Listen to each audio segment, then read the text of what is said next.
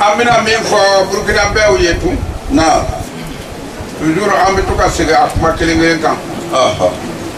ala ti sababu nyima ka jamana si ni lane yamana la ni yaye ala bila haraka jamana ka jamana ka ko noya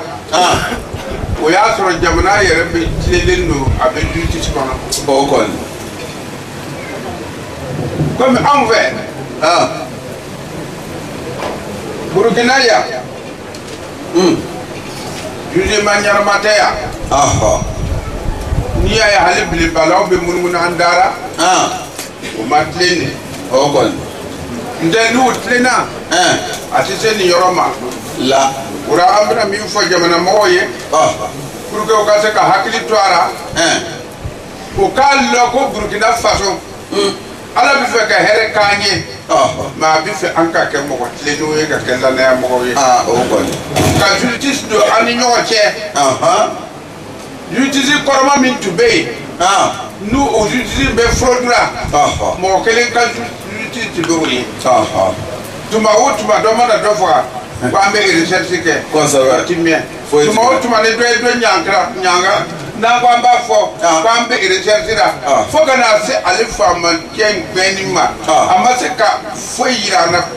ka fo ka e ko ni ne ka fo jati o ma se ke burka o make ka fo ka e wolu le chene ngala ma se ke burkina la so wolu se te lan ba ka na la ba kare to ko abara ile bisa ni fama kere to yore ke baye da bara le bagme jati abete to te mun mangala fe jiban ma fa ba o tumbe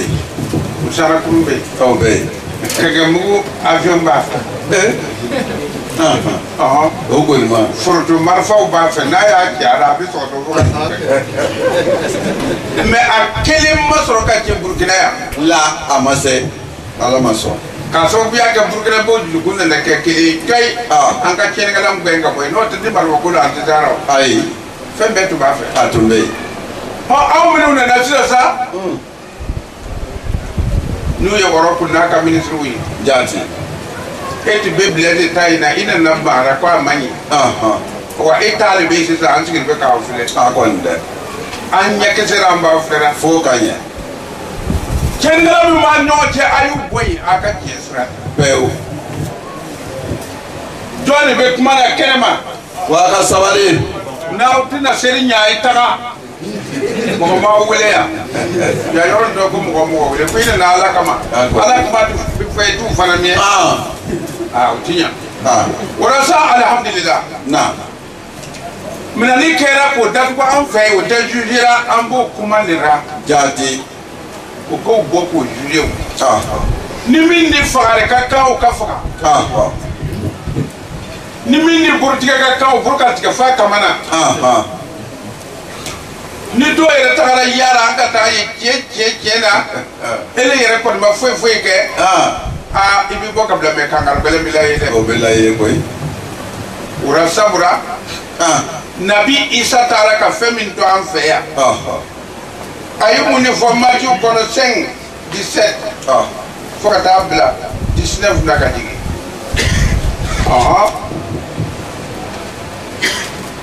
ni ya ngo fara na kuma na wuli kerete o do kan na lo ko pardon non akonde journée de pardon wala tikaya Burkina ya fo de manga ke ko sambe o ya nege ya anya ke o bari ko fagar min lara ka anu don ka tla ka ta ju ma tro ka ka tike ayi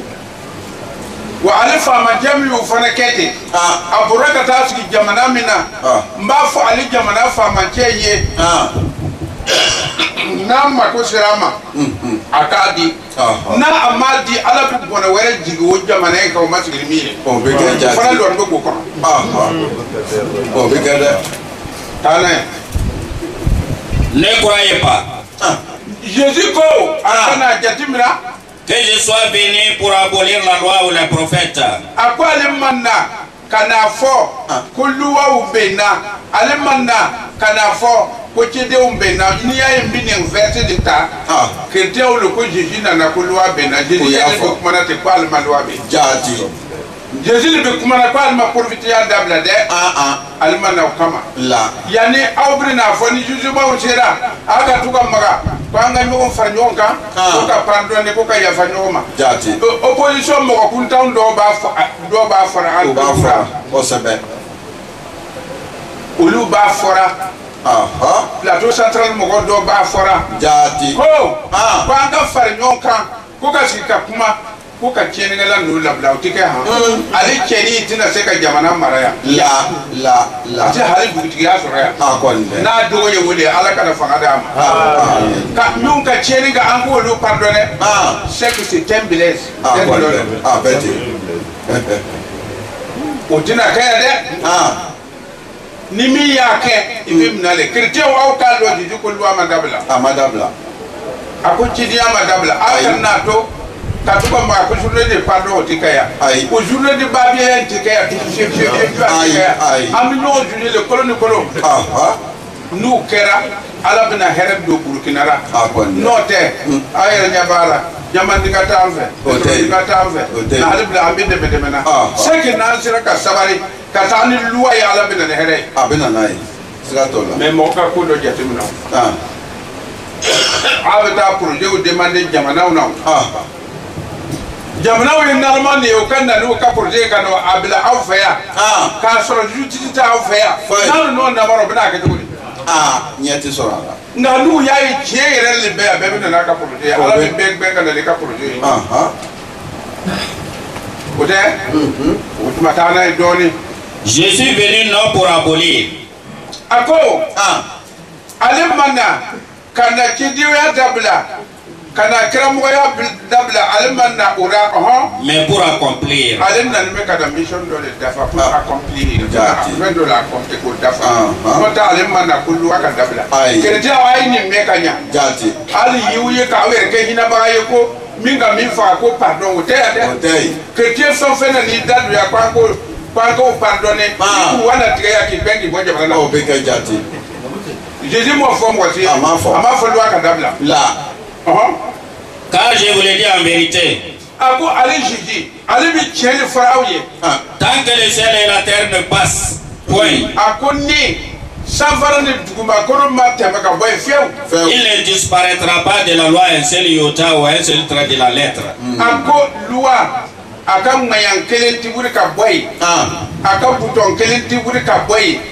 foi ti pokpa be ba no na fo duguma kono le temena je dis bo fora mo bero ni an yerewi ni duguma kono matema ku loi ti dabla bon abna loi dabla to dia jusqu'à ce que tout soit arrivé fa bel kana loi bel bidafa notre quoi ti dabla de ta na do ni tum celui donc qui supprimera l'un de ses plus petits commandements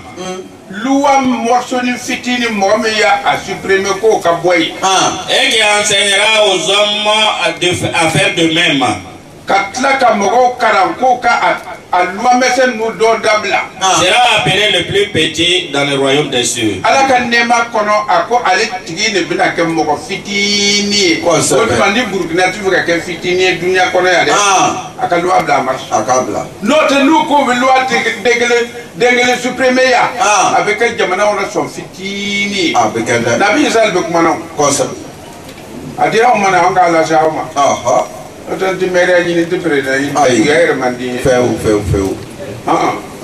Chama te sura pisi berita mission akumakacha amuno kwa be president ni aka ministry ya wonyini sharia angala be ufeya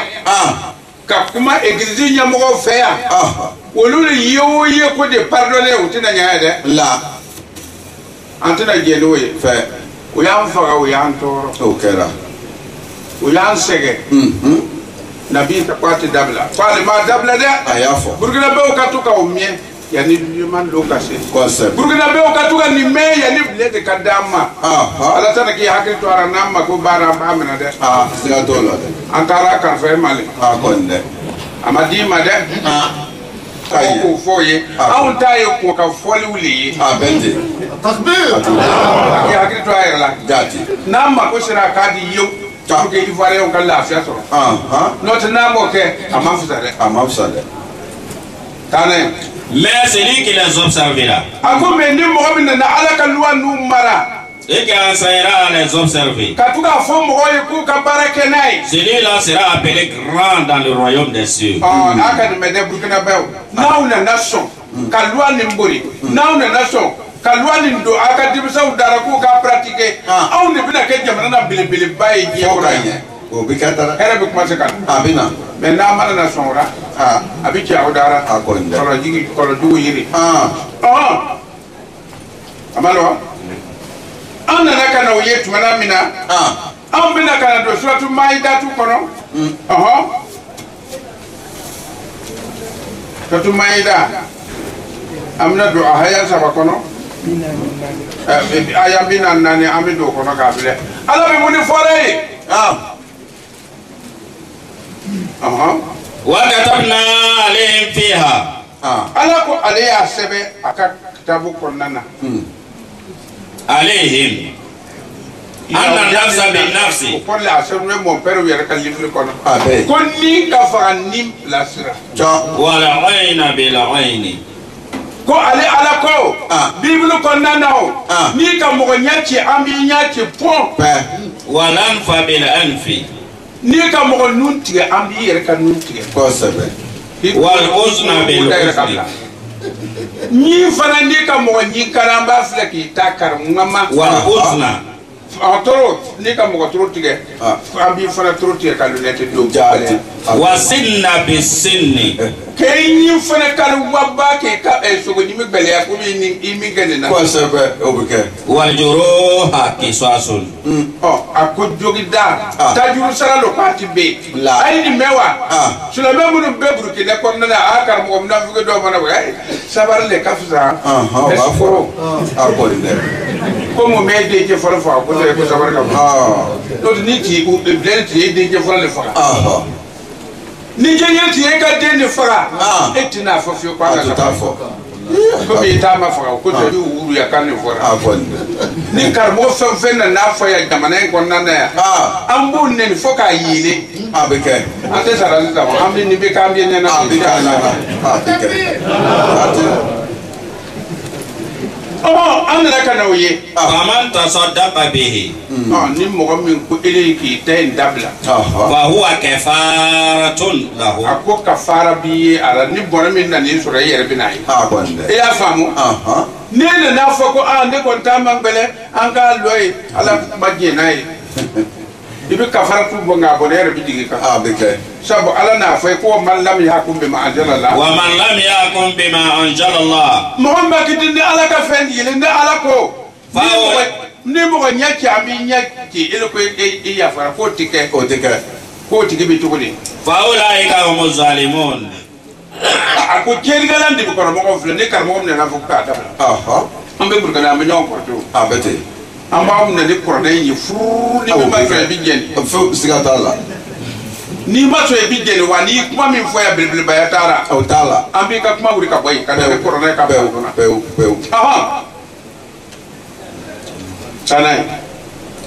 Nous leur avons prescrit dans la Torah vie pour vie, œil pour œil, nez pour nez, oreille pour oreille, dent pour dent. Les blessures tombent sous la loi du talion. Mais celui qui donnera généreusement son droit obtiendra l'expiation de ses fautes. Les injustes sont ceux qui ne jugent pas les hommes d'après ce que Dieu a révélé. Surat la table service 5e chapitre verset 45. Merci. Aïni yewa jamana no ka jugement be na kende ni Burkina be helefe akaw boko juger fa kon bi kemi na ka kewra do te jamana se kare imayi ni yayi awa bled ya ta ka femma gwara ni fratan na to ka sabu amma so fenga bo bled tara wala ni bekera a ce ku be ko fakar fa ka juger le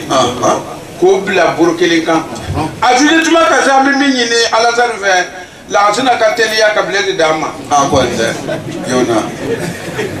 na ya so o ye kuma mi fa wotu ni bled kieni ke burkele ya ke kurwarle kurwar manga ka mina ka mar ni ya mar se ka tekele ko nde mina ka bana ba ya ka bar ko n'a sera ka di jure a ka di ndo malo abna di aha ka mo sama di tile damaina ayo ke ka angalara ko chembanga blara aha namma ko bara vene hal nam bitata ko to se sabale ka pata kara akon abikatele hal du to se sabalo abitata ka pata kana tuti mimbi kara o bukeda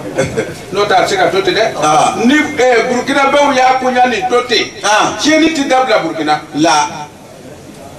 ala maso la ma kata ne o no era mo anna kana do yoro juma liki 16 ambo farta jeji be kumana jati pour que o mo peru kallo ko ambi nyon kalama o konde min be bibiru kona amba kalama kelma ya aha amba fo ka yire nyona jati chrétien do kan ta lo ko prion anga ser mo goye no to ka tiene que pour que o kan ofa ni feven na do église ko ya ini jésus be nyona abete e ka jésus le so jésus ko to di loi ko la loi et les prophètes ont subsisté jusqu'à Jean. alors akana ko ka mo ko fara ko fara ka mo nyin kare o ki nyin kare ka mo se kare o ki se kare akana ko adam na sisa ne wa ayi amadam na sisan de akra kwalu wa ere dam na jijile rawa jijile be kumana ko chidew anil la loi be kamini giedana ko kana se Jean Baptiste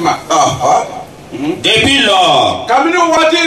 le royaume de Dieu est annoncé. ala ka masaya nema o nyafora karjila kuma fora dia fora hera fora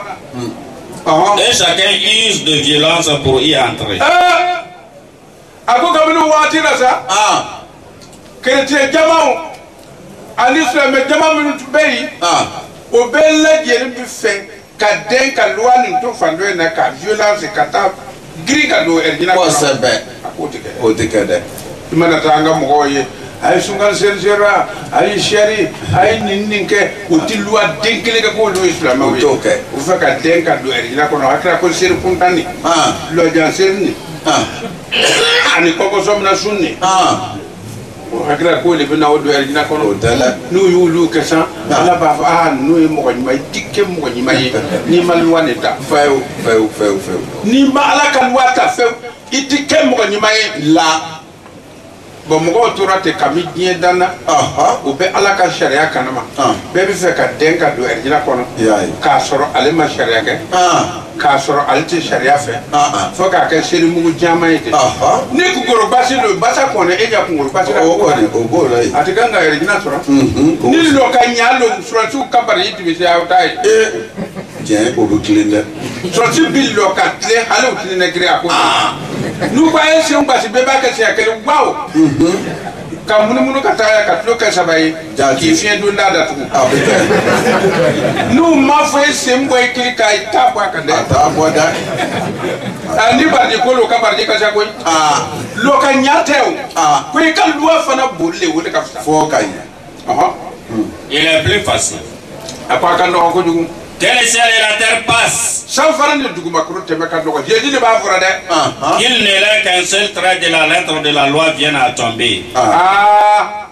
Ako la loi lettre kele wala ma amanya kele tremi tin ba ko ko sanfaran du makru te me ka no ko ko asiti be ko ba no ne chrétien ani mele je sais pas na loi be amabe na ta jugement sera akan bora fensier ngalu ye église ko kan na ya de ai o ko to ko be fa ko pa fu kana pa fu kana na ko pa fu toy pa fu kana na du ko juma sur les terres saintes konde pas vous kana kaganga na omo wole Jati. une telle salle comme ça est mauvais pas vous kana ka sur amenyo juju o ka gelede min kera folo tikaya fe ale ko nogara anana kana ale nabi isa lukmanata amina ta Matthieu 7 Burkina Faso juju ay nyogo de la kanya de konde ay nyogo formé kanya o abina keta abina yalo mali ata do kuma se wotu ma afara kanga ata kuma o ka mo ta dam ne ko kana teme kan do ya atiya keta do tara na ma wulu wele ka ai mi un sora mbo wulu le juju ko sebe min be jamana ko ka ambo juye ko ka ni yoro kaso bla jati ni sam wanno ni ka santanke ko fe ni na be mo woni ke tamin grati ta kaso bito aha o be juger le mi o sara ambo juger ko juger ko to dienda ya ko juger fo lahara ni ma ko ni manga metan ne ga juru melege kaburu cha ka soko pau famine na ki juger dienda ki do kasura dienda idul mara lahara ko sabe akan nangalu la dum burra nu lu mana sangara nu ya juger ya okay ado burto to e ko juger ko ka kaso du mo ta to yo o ya kala kamdile nu kirikara ya ko juger ko to e lu do re to mana miere feu o makaya wa okay la ka su do juger ya ko do kaso re sanga ya kaya abna jone daga ere mun sona na nyaira akonde abu yele metu ko abna nyama do anyana o tikaya ko wate mun versi wat mat be sangara fe foi de sangara fe foi today ko no ko mimbi ka do boli juju mane ka o ya juge ya ka mo ko ba juge ya ka mo ko de nu juge ya de na fay nyo to zambia metelera akera jati fa ko de ne ti warde alba de ngwale tumadi Quality ya juju ara le juju ko tuma etalti warde ni gouvernement ko wata ka juju bagara anyu biye ya o yera chena aw bana wuri ko e jow be ma wala ma tuta me nyamu aya to anga hina no ay woti kew la ala ya fa yer ma ko gafuru ayofo amo fo wa ayofo e jana me be abey o ko ni abey batewa abey ala ya fa yer ma ko arhimu me jana me be abena dodo amo fo wa ayofo ala ya fa yer ma ko saburu kwale sabar mazai cha jana me be abey do be shora kono ame mun kama ala ya fa me jana me be anu bina yer ma kan do ko anu bi hina na awta ka hina no ka malaka o ti se miséricordie nema masabalu latifun jabaru e jade me be abe afei e mune o kesi agoni be alu dum sika jade me ko ni alu be ka kaso be tukudi amaka aw hina bi sika hina ka tamalaka o ti se ka ala li yawdan ka fembe kawye ka nema faso be ke dunya hina loge tiga ala alelo la hala hina kare kare tiga ala e jade me be abe non tene auta hina tibete atu ne bezo abi hina ka tabala ka jamais ibe fembe ka ko bi ni ke janu me abe au kana ayara sega burkina bew fotu di mane ka kana on nege an nege ya ko an ka hina nyone ka hina nyone to di ala mi anda kwali hina na ma tra janu melo ayalo abe alisne ayalo adu kwali hina na ko sabe ayalo tu fe ko du kan soro janu me be abe kote kwa tu fe anga toro almanda toro kama janu me be abe anana buru janu me blan be ablan be ako ala mo wuri ala ka ko do amani ngur ka boy alu bina wa abse mun akonde ko fe il faut pitié mon pitié bouda do be da pitié mo ko be mo ko fa o tike ala yere ma yafa alu ko to di ai mo mi ji di o ya fa ji ya fara ma wa ma ya fa didi ko hali te kana woro ayo fa fawle koro hali woro bari aka fi sai ayo bibil kono aya fara wa ati yafa ati yafa nuti yafa la bilal nuti yafa o bin nalle jati hali nawo na fo ko mobilité ambe woto lise sabani de sabani o bita ta kito ka jo fa ko ka ina nai o chauffeur ni mo nyina nama juti bla ani no ke fi jati namo bla no ke fi burgena akabele an ko be ala dare kere bele kana doya nyogo fa bandang kana doya na ala be justice le fere ko sabe na ya nya fo nyogo ye na wati sira do kana kuma wara faya ba ya den ko na tara dur anda fa ta ju manga ni den na amina altan ni ka ko agoni hali ni man na anterera a sebele be kabla sebatu tolu ai ni kana do tumoto fo pe fu ko celui-là o be mena bi tani yo ko sabe ni sira ka minge ko fa wuli ka fo ni ko la ti do ka fro mo ko ba ti cheni ga ni cheni ga ko da tara ni do ka sura la abete ji sa de nu ma cheni ga to Tɔgɔrɔba mu ti sɔn tiɲɛni ma na lo lara ora ko da to anti je nga tɔgɔrɔba tiɲɛni ngala da to na hakili to mɔgɔ ra mu ye opposition mɔgɔ dɔ bɛ yen ko an ka ɲɔgɔn wele ko ka sigi ko ka yafa ɲɔgɔn mɔgɔ bɛ taa sigi mɔgɔ faga la ye ko a ka yafa ma ayi yan'a bɛ tila o ɲɔgɔn yera a bɛ ɲɛ cogo di a tɛ ɲɛ ala ka nɛɛma bila nin bɛ k'an kɔnɔ ye o bɛ ten n'anw bɛnna ka hɛrɛ kɛ ka nɛɛma bɛ se an ma kosɛbɛ n'an ma bɛn ka hɛrɛ kɛ a tɛna kɔni jigin an ka mɛn an na mɛn an ka tɔgɔ la dɛ kɔni an bɛ taa la o la a ma kɛ komi nɛɛma tɛ burukina fɛ dɛ non anw yɛrɛ le ma luwa de ta fo ka ɲɛ n'an ye luwa in ta hɛrɛ bɛ na a bɛ na voilà Matthieu 7 verset 1 ka taa 5 ma wotuma ministre minnu bɛ yen normalement n'an tun k'an b'a filɛ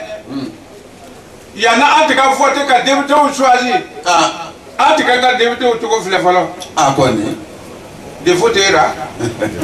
o kɔni donc e ti ka proposer député yara a tɛ se an tɛ ka o ni défaut y'an sɔrɔ tiɲɛnikɛlaw dɔw taara bɔma ka kɛ député ye walima sa o kana olu juger o taara a kɔni dɛ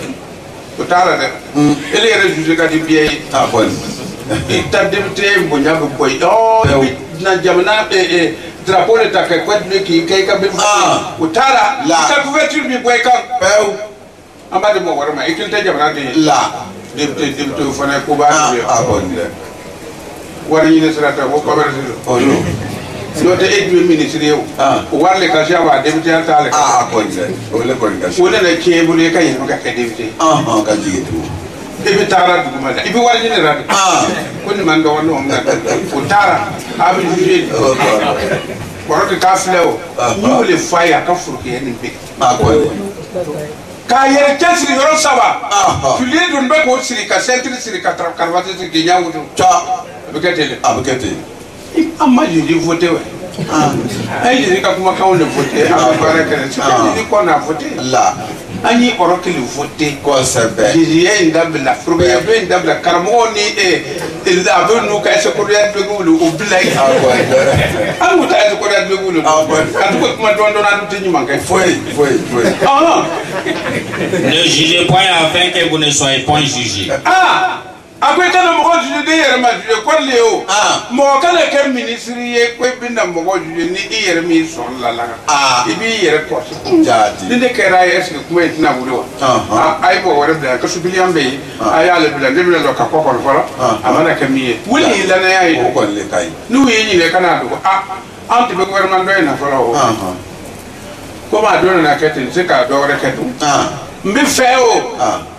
ni jugement banna ni kiti wɛrɛ bɛna wuli tugun ka fanga ɲini bɛ se ka don a la n'o tɛ pour le moment man yɛrɛ lɔ fɔlɔ o de ye tiɲɛ ye mais a jɔn de y'a kɛ o tigi tɛ yen dɛ an ka saga lalogo dɔ lɔ olu ka miliyari fɛte burukina yan an b'o kalama an b'o dɔn o kɛra olu ka sara tɛ sira o ma a kɔni ma s'a ma o y'o wari bɔ sow n'o don kɔni koyi so mun dun bɛ gouvernement na est ce que n'a ko a bɛ sɔn juge olu bɛ sɔn wa o tɛ sɔn an dun bɛ ɲɔgɔn nɔ yan nin jugement kelen kɛ a bɛ kɛ de ka taa bila di min na ka n'a sigi kɔni k'a ɲininka a kɛra cogo di i bɔra k'an to yen a ni y'a bɔra fɛn dɔ de y'a bɔra fɛn dɔ an ma se ma e dun bɔra k'an to mun de la an k'i bugɔ wa a ma bɔ i a to kɛra cogo di ka taa sigi yan fɛ k'an to yen hali ni lasina b'a bilasira ka na dɔn ɲankoro kɔ ka segin a bɛna a bila k'a d'a ma o tuma an b'a dɔn k'ale ye nɛnɛmɔgɔ ye o tuma ala bɛ hɛrɛ wɛrɛ jigin Kɔrɔwari kan nka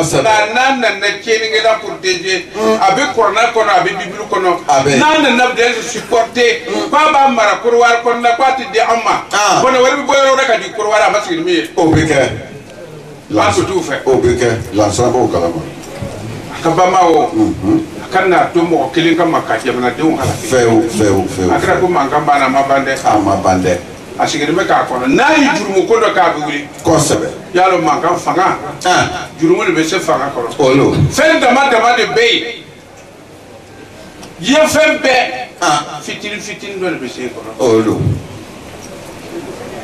n'i ka sama filɛ marifa karanen dɔ de bɛ se a kɔrɔ n'u cira a bɛ faga. A bɛ faga. O tɛ. Ɔhɔ. N'i ko i ka Ala sɔrɔ k'a k'i ta ye. Ala ko man kana lillahi kana lahu. I ka n'i kɛra ne ta ye ne yɛrɛ bɛ kɛ i ta ye. Jaati. E de k'a filɛ ko caman yɛrɛ tɛ koyi. Baba dɔrɔn limaniya ka sɔrɔ i ka Ala k'i ta ye a ko n'u kɛra kɛ a ko ale yɛrɛ bɛ kɛ i ta ye Ala n'a belebele de. A k'i ta ye. A y'a fɔ. I b'a sɔrɔ i ta don. Kosɛbɛ. N'i ko n bɛ fɛ ne ka kɛ a b'a kɛ. A b'a kɛ. A ti ban. A ti ban. A ti ban. Fɛn o fɛn n'i ɲɛ b'a la ko a ka bon fitinin de b'a sɔrɔ. Ɔhɔ. Lahara sigi janya. Ko n'an donna an tɛ sa tugu fiyewu. Mais a barajinin bɛ ɲini na diɲɛ san 100 san 80. Olu. Fitini. Fɛn o fɛn n'i y'a ye a tana bɛ yen. A bɛ yen. Saya filɛ nin ye n'i ti fɛ ka sa ko ɲuman kɛ. O de sɛbɛnnen bɛ ko o tuma saya dɔ in tɛ o ti jate. Ayi o ti jate. Sa tugu ko ɲuman kɛ. A kɔni dɛ. Saya n'a bonya ni ko ɲuman kɛ a banna. A banna. O kosɔn an bɛ to k'a fɔ o ye fɛn dɔ de bɛ yen o bɛ fɛn dɔ basigi. Jaati. Fɛn dɔ bɛ yen o bɛ fɛn dɔ mara. O tɛ wa. Jaati. Nka a bɛ mara ni sababu de ye. O don. A bɛ komi n'i ka muso ta. Ne ti sɔn yɛrɛ kan na kuma. Ne ti sɔn ne ka sabanan dɔw sɔrɔ. Sɔn. N'i sɔnna na o de ka fisa sabanan yɛrɛ de kan i ka di ne ye quoi. I b'a nɛgɛ ka jugumanfa cayara ni jugumanfa cayara wabaw den 2 sɔrɔla. Ko nka ɲɛ 1 den 2 a banna. A banna. A b'a da yɛlɛmɛ. A mana kɛ cogo cogo sɛbɛn n'a juru dɔ ne tɛ se a yɔrɔ se ka ne jugumanfa. A jugumanfa cayara. A cayara. Jugumanfa ka jugu muso ma. Ale man ɲi dɛ. Donc fɛn bɛɛ n'a a mara cogo de. Ka jamana yɛrɛ sɔrɔ ka fɛn bɛɛ lajɛlen kɛ justice min aw jɔn b'a ma dɛ. N'a y'u wele ta dɔrɔn jamana bɛ hɛrɛ sɔrɔ. A bɛ ɲɛ. A bɛ fɛn ye burukina an bɛ deli ka min ye. Kosɛbɛ. Nka n'an m'o ta dɔgɔtɔ dɔw bɛ yen ko a man kan ka kɛ ten. An ka u filɛ ka hinɛ o la. Ni hinɛ tun b'o la o tun bɛ hinɛ an na. A kɔni dɛ. N k'o ma hinɛ an na le Ala m'an di an sɔrɔ k'o minɛ tuma na min na aw bɛ mun hinɛ ko kuma nin fɔ yan. Hinɛ ko kuma tɛ yan ko hinɛ mɔgɔ tɛ koyi. N'a y'u bila o b'a bɛɛ fa. A bɛ ten. Seigneur n'u datugu ni k'an wara ka waraka ka fɔ n'u y'u bila u bɛ bɛɛ faga. A bɛ sɔn dɛ an kɔni sigilen bɛ yan a ko a bɛ gbɛrɛ n'an bɛ Ala kiri ka fara kɛ. A bɛ ten. A b'a ɲɔ kɛ ka. Ala minɛ dɛ. A b'a minɛ de. A b'a minɛ a b'a kɛ. K'a fa ka hali la. K'a tulo sama. K'a tulo sama k'a bila tulo minɛ na Ala bɛ sɔrɔ. A b'o kɛ. O sekiraw bɛ yen wa Ala tɔgɔw bɛ yen. A bɛ yen. O de an sigilen bɛ ka fɔ. Inshallah. Ko dɔ bɛ tɔɔrɔ kɔnɔ ni sayi ma na k'a fa t'a kɛ. O tuma Burukina baw ka banbaw. An ka ninnu juge an bɛɛ ka don hɛrɛ nin kɔnɔna na. Kosɛbɛ. Car on vous jugera du jugement dont vous jugez. Mɔgɔw bɛ aw juge ni fɛn ye yiri an bɛ mankan ci o. Bilali tɛ sera ka juge o. Sabu mɔgɔ minnu ka kan ka Bilali ka juge olu bɛɛ ye mɔgɔ nɔgɔlenw ye. O kɔni dɛ. An dun b'o kalama an b'o tɔgɔ wele kelen kelen don. A kɔni dɛ. Kelen an b'o tɔgɔ wele. O bɛna bɔ don. O bɛna bɔ. N'u tilenna a fɔra a banna an bɛ jamana in diya kɛ. N'olu ma tilen o tɛ Korowari sɔrɔ o bɛ taa Moritani de. Kosɛbɛ. U b'u gbɛn ka se n'u ye Moritani de. O kɔni. Yiri fanba in na o tɛ se ka taa Korowari tugun. Ayi. An ye dɔ taa dɔ ye Korowari n'o ma ɲɛ an fɛ n'o tɛ se ka bɔrɔ ka taa yen. Et on vous mesurera avec la mesure dont vous mesurez. N'i ka mɔgɔw sumani fɛn min ye o b'i mesure ni o le ye. E ye nin kɛ tan e ko k'a bɛ nin kɛ tan o kama e yɛrɛ fana ka nin kɛ tan. O kosɔn an tun b'a ɲini o fɛ o ye erreur min kɛ n'u tɛ ye denmisɛnw de ta min ma fanga kɛ ka ye. Ɲɔgɔntuma ko ɲɛnabɔra. A bɛ ɲɛnabɔ. Mais o taara cɛkɔrɔba minnu ta ten olu ka sugurutigɛ ɲɔgɔn ye u ka dɔrɔmi ɲɔgɔn ni minɛni bɛ ten. Kosɛbɛ. Ko bɛna mun ni juge an ye. Nka n'u m'a juge a ma fisa o ma dɛ. A ma ɲi dɛ. Alors. Pourquoi vois-tu la paille dans l'œil de ton frère et n'aperçois-tu pas la poudre qui est dans ton œil?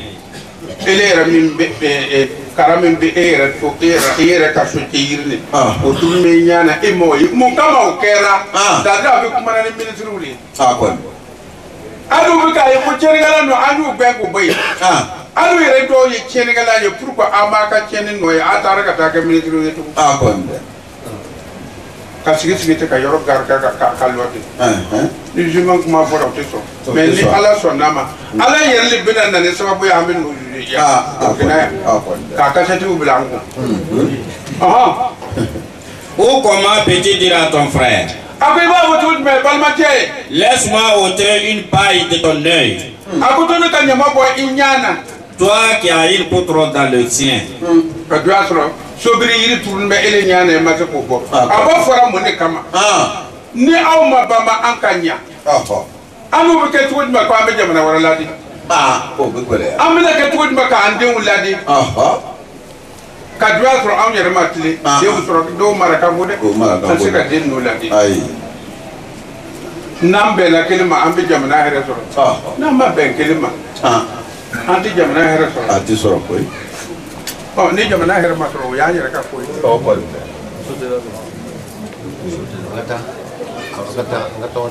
an ka taa n'a ye Hypocrite. a ko kafiri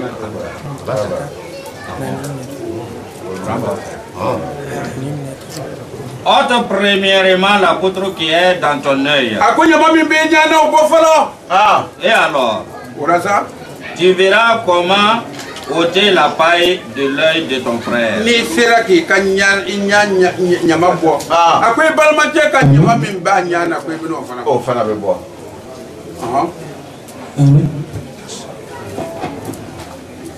an ka taa n'a ye alora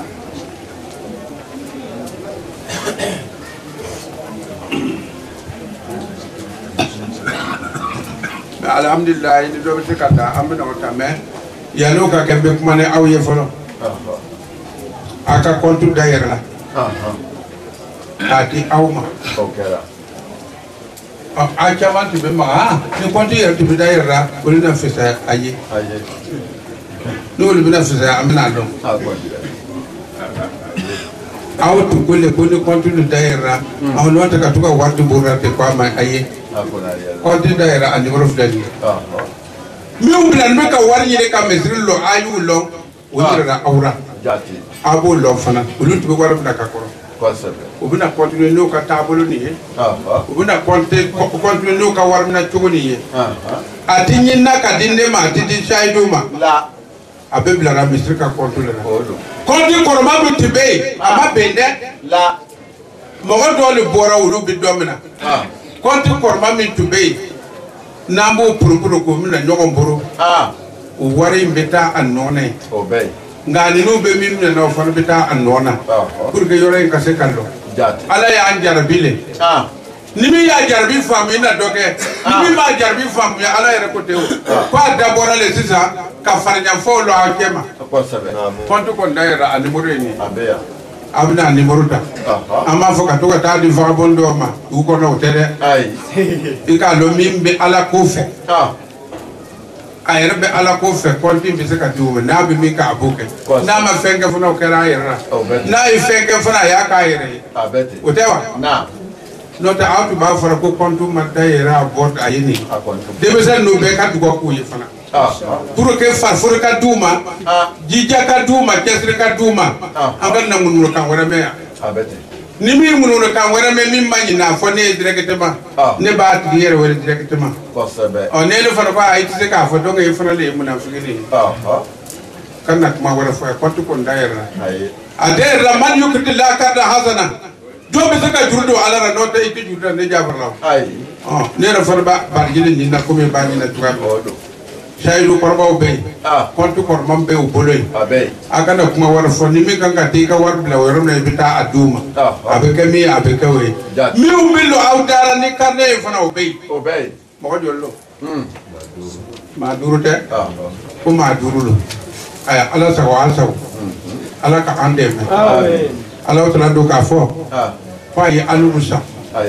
ko a ye aw mumudenw san a y'aw san n'a ka nafolo ye a y'a san n'a ka fɛn bɛɛ ye donc a ka wari min b'aw bolo wari min don baraka t'a la mais ala yɛrɛ ka compte la baraka b'o de la n'a ye fɛn fɛn bila ala ka compte la o de ye baraka fɛn ye ala ka ande sallallahu ala muhammad